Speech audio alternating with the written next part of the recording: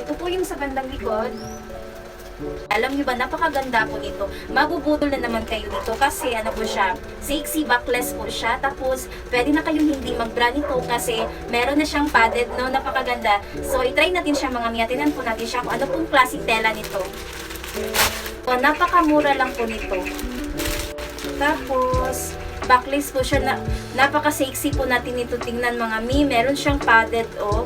Ito po yung padded niya. Tapos, grabe na po.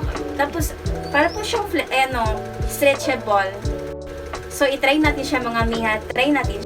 So, ito na po siya mga mi. Grabe, napaka-sexy kung tingnan. And then, nakakaputi din siya, no? Ito po yung bandang likod niya. Grabe, napaka-sexy niya mga mi. Ito po sa harap din, sa gilid, grabe, gusto ko to siya.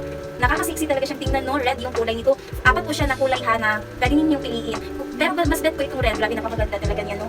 Pwede kayo sa akin mag-check out dito. Napakamura lang niya. Ito po yung sa bandang likod, no?